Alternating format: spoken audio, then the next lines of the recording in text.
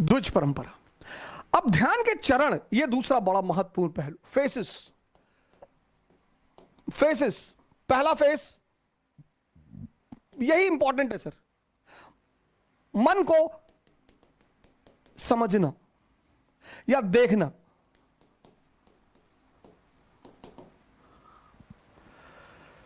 यह पहला बड़ा इंपॉर्टेंट फेस है कि आप देख लें। आपने अलार्म लगाया सुबह 4 बजे का और शाम को आप एकदम ताव में हैं कि बस कल 4 बजे कुछ भी हो जाए, खत्म सारी नाटकबाजी। और रात में आप एकदम ताव में हैं कि कुछ नहीं, कल चाहे जान देना पड़े लेकिन सुबह उठना है।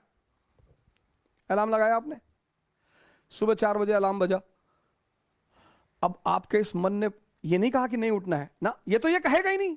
ये इसकी खूबसूरती है सर, ये नहीं कहता ही नहीं। ये आपसे पता क्या कहेगा कि 5 मिनट यार, 5 मिनट में कुछ बिगड़ता है?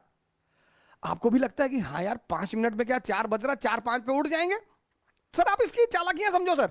और आपने आंख बंद कर ली, और जैसे ही आपने आंख बंद की, अगली बार जो आपकी नींद खुली तो 8:30 सुबह बज रहे थे। मजा तब आएगा सर, तभी आपको जलील करेगा कि देखो तुम उठ ही नहीं पा रहे हो, तुमसे कुछ। और पूरा दिन आपका भारी रहेगा, आपको पता नहीं चलेगा, क्योंकि ये जलील कर रहा है ना अंदर से। आप उखड़े हुए हैं, पूरे दिन पढ़ाई नहीं हो पा रही। अब अगर वहीं पर ही आपसे कहते कि चलो यार आज कोई बात नहीं, कल कर लेंगे, ना ना, जलील करेगा ये आपको। पूरा दिन आप डिस्टर्ब रहेंगे। ये बार बार कहता रहेगा 4 बजे उठ ही नहीं पाए, 4 बजे उठ लिए होते तो 5 घंटा पढ़ लिए होते। अरे तो भैया 8:30 बजे से 5 घंटे पढ़ लो, वो करने ही नहीं देगा वो। ये इसकी चालाकियां हैं। 31 दिसंबर को हजारों लोग कसमें खाते हैं, हमने भी कभी खाई थी, कि 1 जनवरी से कोई सिगरेट नहीं पीना, खत्म। और अब भाई साहब रात में कसम कि कल से खत्म, कोई सिगरेट नहीं, और मां बाप का पैसा बर्बाद नहीं करना। और बहुत बदतमीजी यार, ये क्या है, पढ़ाई नहीं हो रही, सिगरेट पी रहे हैं, ये कर रहे हैं, वो कर, कसम खा ली। 1 जनवरी दोपहर 12 बजे ये कहता है कि अरे सिगरेट ऐसा थोड़ी है, नेहरू जी पीते थे। बड़े बड़े लोगों का नाम याद कराएगा। अब देखा, आप इसकी चाल देखिए, बड़े बड़े लोगों का नाम फेंकेगा आपके सामने। ओ फिदल कास्त्रो इतना बड़ा रूलर था, वो सिगार पीता था, सद्दाम हुसैन पीता था, सब पागल थे। आपने कहा नहीं नहीं हम नहीं पिएंगे, हम कसम नहीं, स्वामी विवेकानंद नहीं पीते थे। फिर ये कुछ देर शांत रहेगा, शांत रहेगा सर। फिर कहेगा कि अरे दिन में 5 पीने से क्या आ जाता है, एक सुबह पी लो, दोपहर पी लो, फ्रेश होने के लिए पी लो। सिगरेट पी के माइंड ही तो फ्रेश करके पढ़ना ही तो है। एक कॉज, एक इंटरेस्ट आपका जोड़ देगा कि सिगरेट पी और पढ़ाई। आप फिर भी झांसे में नहीं आए कि बड़े सारे अच्छे अच्छे लोग थे, कभी सिगरेट, सदगुरु सिगरेट नहीं पीते, उनसे ध्यान नहीं होता। फिर ये चुप हो जाएगा। फिर 1 घंटे बाद ये एक्टिव होगा कि अरे एक पीने से क्या होता है, एक आदमी तो धीरे धीरे ही कोई चीज छोड़ता है ना। कहीं ना कहीं ये आपको तोड़ेगा सर, पूरी ताकत लगाएगा लास्ट तक, और एक पिला देगा सर। और जब एक पिला देगा, फिर कहेगा जब एक पी ही लिए, कसम टूट ही गई, तो अब अगले साल देखेंगे। इसकी जो चालाकियां हैं सर, उनको देखना बहुत बड़ी बात है। मन को समझना बहुत, यही इसीलिए हिंदुस्तान में एक शब्द है दर्शन। फिलॉसफी के लिए जो हमने वर्ड बनाया है वह है दर्शन, देखकर, learning by seeing. Western philosophy love for knowledge, उनकी डेफिनेशन अलग है। हमारी फिलॉसफी का जो वर्ड है दर्शन, लर्निंग बाय सीइंग। बुद्ध ने किसी यूनिवर्सिटी में नहीं सीखा स्पिरिचुअलिज्म, देखा। क्या देखा?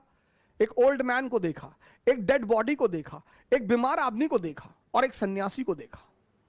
वहां से क्यूरियोसिटी पैदा हुई। हमारी तो एजुकेशन पॉलिसी ने हमारी क्यूरियोसिटी को तो मार ही डाला।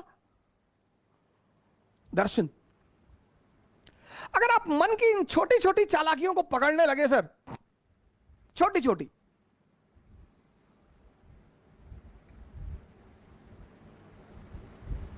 वो पहला चरण है सर, फर्स्ट फेज। और एग्जाम्पल देगा कि अभी 21 साल उम्र है, अभी तो हम, पापा भी कह रहे थे अभी कोई ज्यादा जरूरी नहीं है, अभी तो 21 ईयर एज है। अगली बार दे लेंगे। इसके टालने की आदत है सर। ये जो पहला फेस है इसका, वो बड़ा क्रूशियल है, क्योंकि उस माइनोट चीजों को पकड़ना, आप उनके प्रभाव में आ जाएंगे सर। वो 30 साल पुराना मन है, याद रखिएगा, और आप एकदम नए हैं। ये पहला फेस होता है सर। हर अच्छी चीज को कल पे टाल देगा, हर। आप ट्राई करके देख लो। योगा करना है कल से, कल सुबह उठेंगे, ये नहीं 11 बजे उठे तो चलो 11 बजे ही करेंगे, 12 बजे उठे 12 बजे करेंगे, 1 बजे उठे 1 बजे करेंगे, नहीं, तुरंत कह देता अब तो 1 बज गया, दोपहर हो गया, दोपहर में ऑक्सीजन लेवल कम होता है, साइंस कहती है, तो चलो कोई बात नहीं, अब कल से कर लेंगे। ये मना तो करेगा नहीं सर। इसकी सबसे प्यारी बात है, ये किसी भी काम को मना नहीं कर, आपकी किसी बात को मना नहीं करेगा, पर करने भी नहीं देगा। सबसे मजेदार बात, आपकी किसी बात को मना नहीं करेगा, पर सर ये करने नहीं देगा। यही इसकी ब्यूटी है सर। और वो जब आप पकड़ लेते हैं, बस पहले चरण आपका पूरा हो जाता है। जहां आपने उस बात को पकड़ा कि अरे यार, ये तो 15 दिन से मुझे सुबह उठने ही नहीं दे रहा, और सर ये रिपीट करेगा। दूसरे दिन शाम को भी आप कहेंगे कि कल तो उठना ही है, हाँ कहेगा बिल्कुल एकदम उठना है, और 3:50 पे उठना है। फिर सुबह वही नाटक कर देगा। ये पहला चरण है, बड़ा क्रूशियल चरण है, बड़ा प्यारा चरण है सर। इसकी चालाकियों को पकड़ना सर। अब दूसरा चरण बड़ा इंपॉर्टेंट फेस है सर। ये इंपॉर्टेंट है, ये और इंपॉर्टेंट है सर।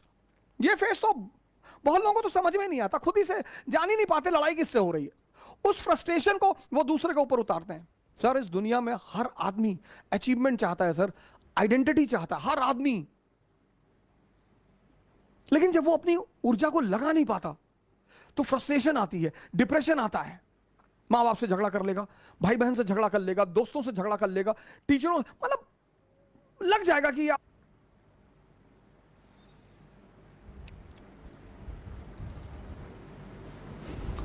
दूसरा फेस, अब मन क्या है, कहां है, यह किसी को नहीं पता सर।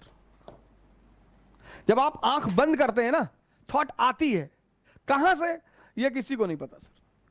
हमको लगता है यहीं कहीं से आ रही है, पर स्पेसिफिकली कहां से, जैसे लीवर से क्या निकल रहा है हमें पता है, किडनी से क्या हो रहा है हमें पता है, हार्ट से क्या हो रहा है हमें पता है, लेकिन विचार कहां से आ रहे हैं। अब आप कमरे में बैठे बैठे बैठे पढ़ रहे, और विचार आ गया कि यार हवाई जहाज गिर गया बिल्डिंग पे, मर गए। अब आप बेचैन हो गए, बाहर निकल आए, बस आ गया थॉट, आ गया, आपको पता ही नहीं चला, थॉट आ गया। ये मन कहां है ये नहीं पता। तो जब पता ही नहीं कहां है, तो उस पर वर्क कैसे करेंगे, ये बहुत बड़ा challenge. When you don't know what is mind and where is mind and from where thoughts are coming, how you will work on it. ये दूसरी बहुत बड़ी समस्या साधकों के सामने, पता ही नहीं विचार कहां से आ रहे हैं, बस आते हैं, बस आते हैं। और बहुत बड़ी बात, सब बहुत बड़ी बात, मन के कुछ अगर आप पहलू देखें माइंड के, एक तो पता नहीं विचार कहां से आते हैं, और विचार ऐसे आएंगे जैसे आपसे मैंने 1000 रुपए ले रखा है, आप मुझे फोन मिला रहे हैं, मैं नहीं उठा रहा हूं, तो ये विचार नहीं आएगा कि बेचारे का फोन खो गया होगा ना, विचार ये आएगा कि देखो पैसा लिए फोन नहीं उठा रहा है। विचार ये भी तो आ सकता है कि बेचारे का फोन खो गया होगा, कोई बात नहीं, 2 बार के बाद नहीं मिलाएंगे। और अगर ये आ जाए, दोनों विचार हैं, मैं आपका 1000 रुपए लिया हूं, आप मुझे फोन कर रहा है और मैं नहीं उठा रहा हूं, तो अब 2 विचार आ सकते, एक कि बेचारे का फोन खो गया होगा। अब अगर विचार ये आ जाए तो आप रिलैक्स रहेंगे, लेकिन अगर विचार ये आ गया कि देखो पैसा लिए जानबूझ के नहीं उठा रहा है, तो आप फ्रस्ट्रेट हो जाएंगे। दोनों विचार, एक विचार आपको शांति दे रहा है और दूसरा विचार आपको अशांति दे रहा है, और ये हर केस में होगा सर, हर जगह होगा, हर जगह लाइफ के हर फेस में ये 2 विचार उठेंगे। अब आप अगर ध्यानी हैं तो आप पॉजिटिव विचार पकड़ेंगे, ये ध्यान का सबसे बड़ा रोल है सर। हर फेस में, हर, आपकी गर्लफ्रेंड आपका फोन नहीं उठा रही, उसका फोन बिजी आ रहा है, आपके मन में आ गया किसी और से बात कर रही है, आप ये भी सोच सकते हैं कि पापा से बात कर रही होगी, कोई बात नहीं, रख दिया, अब जब वो करेगी तभी कर लेंगे ना। सर विचार से शांति और अशांति का कितना बड़ा संबंध है सर। सिर्फ विचार, ओरिजिनली में कुछ है ही नहीं, ओरिजिनली में कुछ है ही नहीं। यहां लोग दूसरे आदमी की पिक्चर बना के बैठे हैं। अरे हमको पता है, सब जानते हैं इनके बारे में। अच्छा, और अपने बारे में नहीं, अपने बारे में, हमारे बारे में दूसरे जानते हैं। ये इस हिंदुस्तान के समाज की सबसे बड़ा पहलू है सर। सब जानते हैं, कह रहे हैं सब जानते हैं इनको, इनके पापा डाकखाने में बाबू थे, जानते हैं।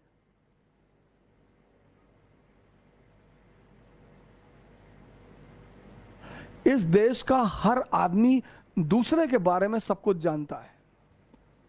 यही उपलब्धि उसे चपरासी बनाती है, यही उसकी उपलब्धि उसे चपरासी बनाती है। अगर वो अपने बारे में जान जाए तो अंबेडकर बन जाए, अगर वो अपने बारे में जान जाए गांधी बन जाए, अगर वो अपने बारे में जान जाए कलाम बन जाए, अगर वो अपने बारे में जान जाए लिंकन बन जाए।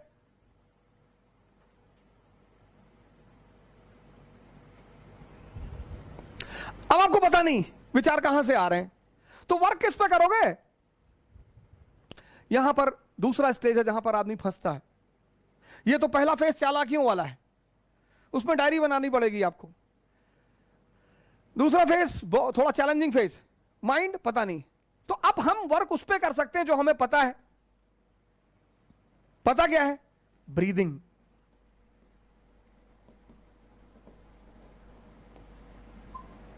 मन नहीं पता, ब्रीदिंग पता है। और इन दोनों का इतना गहरा संबंध है सर, ओहो, अरे बाप रे। डर में सांस रुक जाती है, उत्तेजना में सांस बढ़ जाती है। See, in fear breathing can stop, and it can stop to such a level that a person may die. And in excitement the speed increases.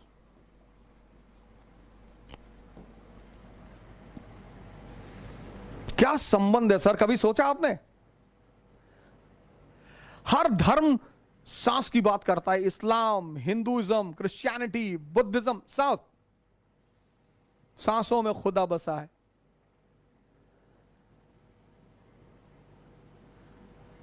अगर आप मेरे फेसबुक की वो देखें डीपी, तो उसमें एक सन्यासी है और सांसों की माला, सांसों की माला से सुमरू मैं प्रभु का नाम। क्या बात है सर, सांसों की माला, बड़ा गहरा संबंध है सर, बहुत गहरा, बहुत डीप रिलेशन है सर। इसीलिए प्राणायाम बहुत बड़ी दवा है सर, बशर्ते मन आपके कब्जे में हो। भस्त्रिका आप कर ही नहीं सकते अगर आप ध्यानी नहीं है। अब जैसे कोरोना चल रहा है, बहुत लोगों ने प्राणायाम शुरू किया तो फोन करते हैं, ओ भाई वो भस्त्रिका नहीं हो रही है। ऐसे थोड़ी हो कि जिम थोड़ी है। Pranayama is yoga. Yoga means two things, breathing and mind का कॉम्बिनेशन। पूरी सांस अंदर और बाहर तभी होगी व्हेन यू आर कंसंट्रेटेड, नहीं तो नहीं होगी सर। 100 बार खींचने में आपकी जान निकल जाएगी सर। पर हां, कहीं से आप शुरुआत कर सकते हैं। बड़ा जबरदस्त रिलेशन है sir. Mental status decides the speed of breathing, it's a law. आप एयरपोर्ट जा रहे हैं और आपको पता है कि प्लेन छूट गया या टाइम हो गया। आप एयरपोर्ट पहुंचे और पता लगा फ्लाइट 2 घंटे डिले है। पूरी सांस आपके अंदर ये कि अरे थैंक गॉड। हमें सुधारना इसे है, लेकिन इसका पता नहीं। लेकिन इन दोनों का गहरा संबंध है, तो हम इस पे काम कर सकते हैं सर पहले फेज में। इसी को अध्यात्म में साधना कहते हैं।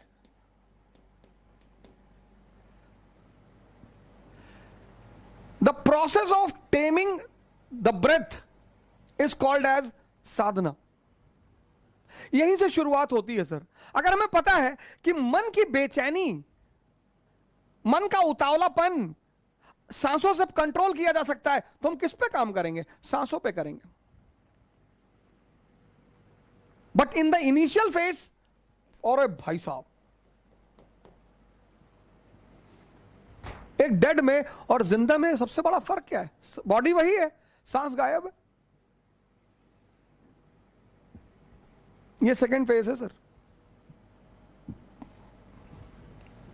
बहुत दिनों, हालांकि मैं इस पर बोलने का एक कोई उचित अथॉरिटी नहीं हूं। एक बहुत बड़े संत को मैंने आमंत्रित किया है इस पर बोलने, पर मैं अपने अनुभव जो मैंने सीखे हैं, जिनकी वजह से आज मैं यहां खड़ा हूं, वो मैं आपसे शेयर कर रहा हूं। और अगला मेरा उद्देश्य यही है अपने स्कूल वेंचर को शुरू करना, शिक्षा पद्धति पर